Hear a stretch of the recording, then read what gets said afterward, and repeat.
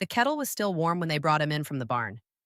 I remember that detail more than any other because it seemed like the wrong thing to remember. Jonas had been dead perhaps 20 minutes by the time three men carried him through the kitchen door on a horse blanket, and the kettle I'd put on for his coffee was still ticking against the stove, still letting off that low, contented hum a kettle makes when it has almost but not quite finished boiling. I stood there with a dish towel in my hands and I did not scream. I want you to understand that. I did not scream. I did not drop to my knees. I did not do any of the things you might expect a woman to do when her husband is carried through her own kitchen with his neck bent in a way necks are not built to bend. I turned the burner off. That is the thing I did. I turned the burner off because some part of me understood, even in that first frozen minute, that whatever was about to happen to the rest of my life, it was not going to wait for the coffee. I was 24 years old. I'd been married to Jonas for 6 years, and I did not yet know that grief, in the world I came from, was not something you were permitted to feel on your own schedule. My name is Martha. This is Hannah the Amish Girl, the channel where I tell the stories the outside world does not usually get to hear, because the women who live them are taught, from the time they can hold a needle, that some things are not spoken of. Not because they are shameful to us, but because the silence itself is the thing keeping the walls up. I grew up Old Order Amish in Lancaster County, Pennsylvania, in a district so quiet you could hear a horse shift its weight in a barn 2 farms over. I was married at 18. I left at 26. If you are new here, welcome. I'm glad you found your way to this kitchen table because that is what this feels like to me. Telling you these things like we are two women sitting across from each other with a pot of coffee going cold between us. If you have been taught, the way I was, that grief has a shape and a length and a permission slip that someone else signs, I want to hear about it. Tell me in the comments where you are watching from tonight. And tell me if you have ever been told how long you were allowed to be sad. I read every single one of your comments. Every one. But first, some things you should understand about how we live so that what happened to me after Jonas died will make sense to you the way it did not make sense to me, not for a long time. There is a thing among us called the Ordnung. It is not written down in any book you could hold in your hands. It lives in the air of a district the way weather lives in the air. You do not see it, but you feel the change in pressure before a storm, and you learn, the way you learn anything that keeps you alive, to read the signs. The Ordnung tells you how wide your dress hem should be and how you comb your hair and whether you may own a bicycle, but it also tells you things no one ever says aloud. Things about grief and duty and what a widow owes to the people who fed her children while she buried her husband. The order of things among us runs like this: God, then the bishop, then the husband, then the wife, then the children. And I want to say plainly that when the husband dies, that order does not collapse the way you might think it would. It simply reroutes itself through the nearest man of standing, and often in my part of the world, that nearest man of standing is a brother. We are taught Gelassenheit, a yielding, a letting go of the self so completely that there is very little self left to defend. Pride, Hochmut, is the sin we are warned against more than any other. And for a woman, pride most often looks like this: wanting something for yourself that the community has not yet approved of you wanting. In the outside world, grief is something you're told to feel for as long as you need to feel it. In my community, grief has a season, and the season is shorter than you would think. And at the end of it, there is an expectation waiting for you, with its hands folded, patient as a held breath. Everyone knows this. No one says it, not directly, not until they have to.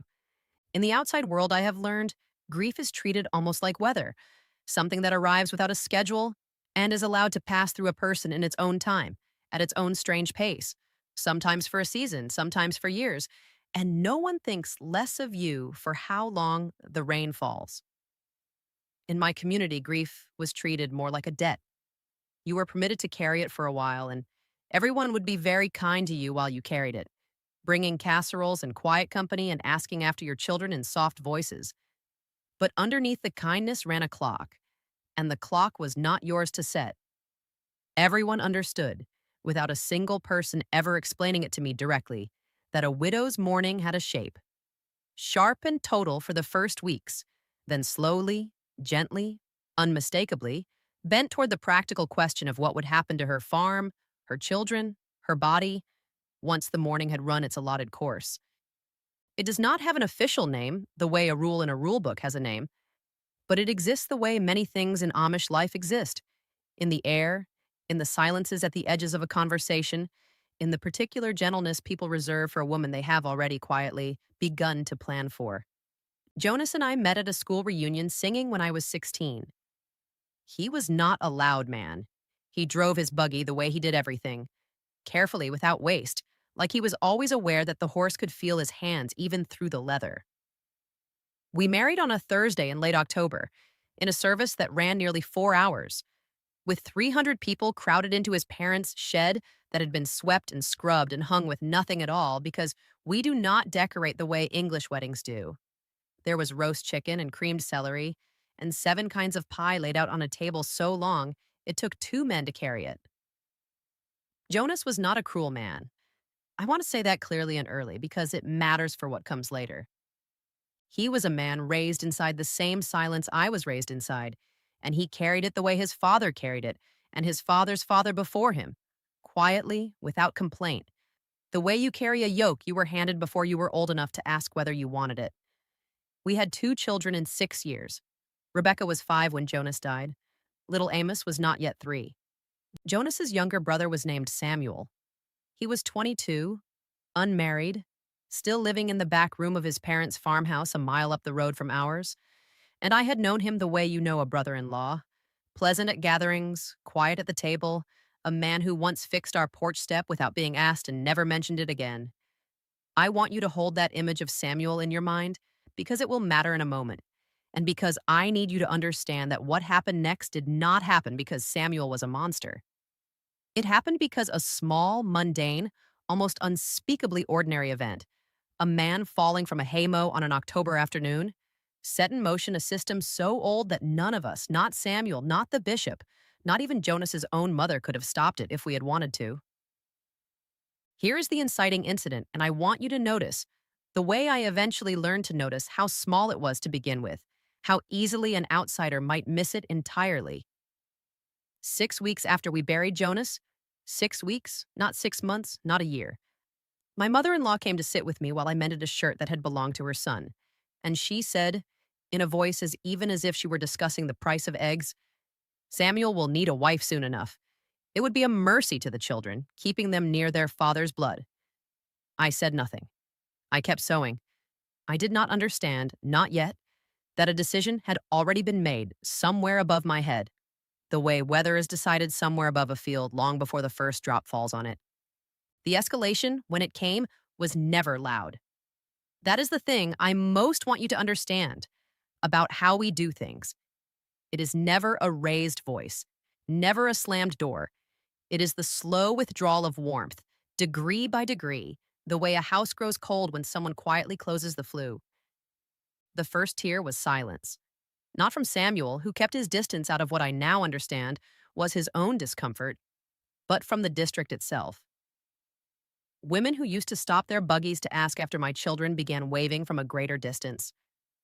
The second tear came from my own mother, who visited on a Tuesday with a jar of chow chow and said, without looking up from her hands, "A widow who waits too long to decide her own future finds the deciding done for her." So, the third tier was my sister-in-law, Jonas's older sister, who came by with a pie and stayed for coffee, and talked, in that coded way we have, about how difficult it was for a woman alone to keep a farm running through winter, how the bishop had been asking after me, how fortunate it was that Samuel was still unmarried and so near.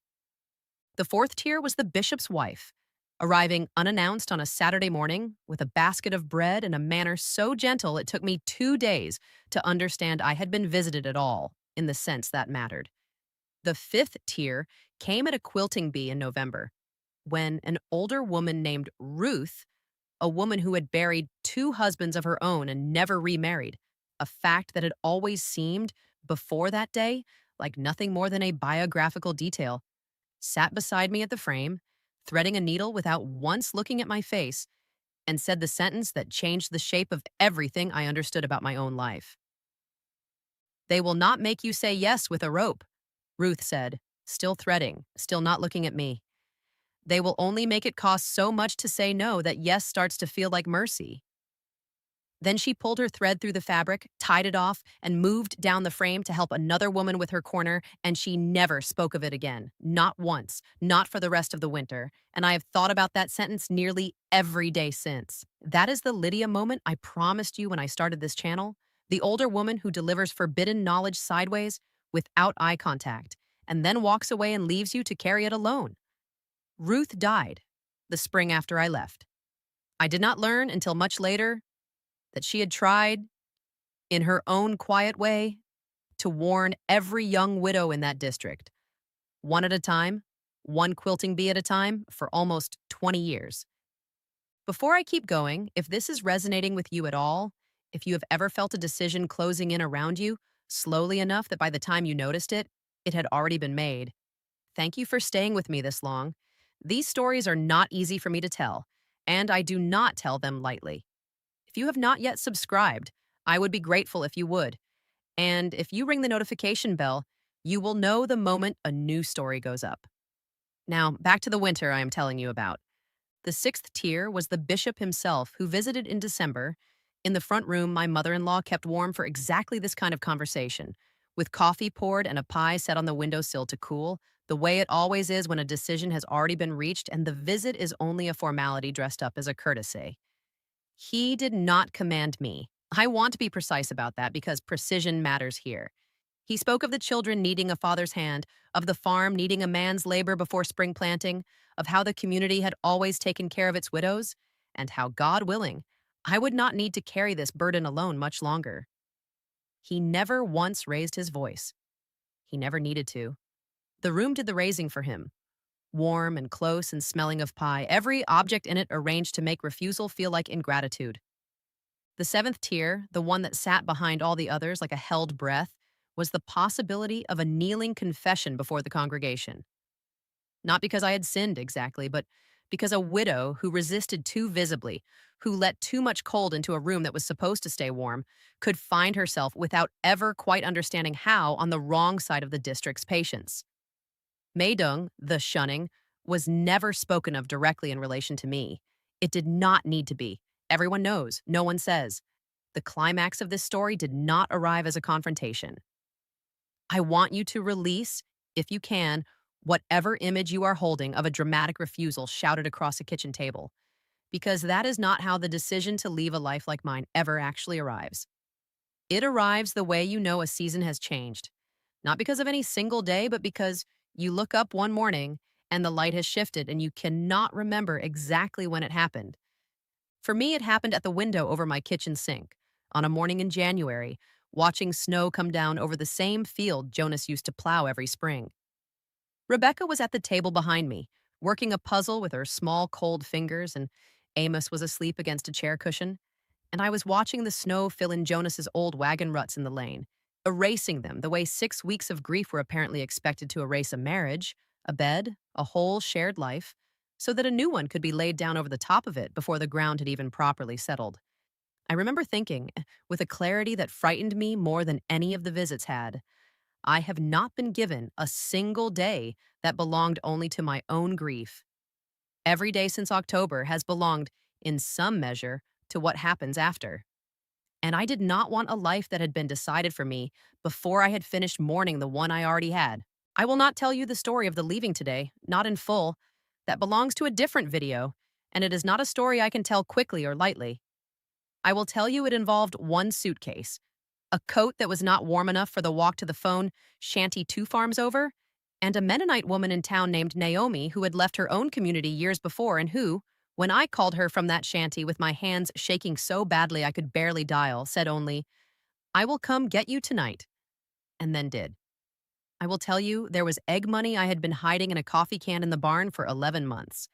Not because I had planned this exact departure, but because some quiet, stubborn part of me had apparently been preparing for something long before the rest of me admitted it. What came after was its own kind of grief, layered on top of the first one. Letters I wrote to my mother came back unopened, the address crossed out in a hand I did not recognize. Phone calls to the shanty rang and rang into a silence that felt somehow louder than any voice could have been. I saw my mother's face once more, at a distance, at a produce auction the following autumn, and she looked at me, The way you look at weather you cannot do anything about, not with hatred, but with a kind of resigned sorrow that was almost worse than hatred would have been. My father looked through me entirely, as though I had become a pane of glass with a farm visible on the other side of it. My sisters crossed to the far side of the street in town rather than pass within speaking distance. I do not tell you these things to make you angry at them. I tell you because I want you to understand what the cost of a single no can look like when the no is not shouted but simply quietly lived. There is a particular quality to that kind of aftermath that I have never quite found the right words for, even now, even with Diane's vocabulary sitting comfortably in my mouth after all these years. It is not only the loss of people, though it is certainly that. It is the loss of a whole way of being known. In that district, people had known me since I was born, knew which pew I sat in as a child, knew the sound of my father's cough, knew exactly how I took my coffee without ever having to ask. Leaving did not simply mean losing my mother and my sisters. It meant becoming, overnight, a person no one anywhere had ever met before. A woman with no history any stranger could see just by looking at her hands or her hem. I built an entire new life out of that particular kind of nakedness. And some days it felt like freedom. And other days it felt like standing outside in a coat that was, as I said earlier, not warm enough for the weather. It was Diane, my therapist, a small English woman with reading glasses she was constantly misplacing and a row of plants along her windowsill that she talked to more than she probably realized, who first gave me language for what had happened to me. She called it coercive control. She called it a violation of bodily autonomy, even though no one had ever touched me against my will in the way you might picture. She said something to me once that I have never forgotten. The most effective systems of control are the ones that feel exactly like love. She said, too, that consent is not a door you walk through once and are done with. Not at an altar, and not apparently at a gravesite either. She named for me a truth I had felt for months without having a single word for it. That a community which cannot make room for a woman's own timeline of grief does not actually trust the answer she might eventually give. And so it works, quietly and without cruelty in any individual heart, to make sure she never has the chance to give one freely. Diane also gave me a phrase I return to more than any other. On the days when I catch myself missing the warmth of that front room, even while I do not miss the trap hidden inside it. She said that a community which cannot hold a person's questions does not actually trust its own answers. I have turned that sentence over so many times in the years since that it has gone smooth the way a stone goes smooth in a pocket you keep reaching into. It explains, better than anger ever could, why a room full of genuinely kind people could still build a hallway with only one door at the end of it. They were not lying to themselves about their own goodness. They simply had never been permitted to ask whether the hallway needed to exist at all. I want to be careful here because I do not want you to leave this video thinking I hate the people I grew up among. I do not. My husband was not a monster, and neither was his brother, nor his mother, nor the bishop who sat in that warm front room with pie cooling on the sill. Every one of them was a person raised inside the same silence I was raised inside, following a script that had been handed to them so early and so completely that none of them, I believe, ever saw it as a script at all. The system is the thing, not the people. And that system also gave me things I would not trade away even now.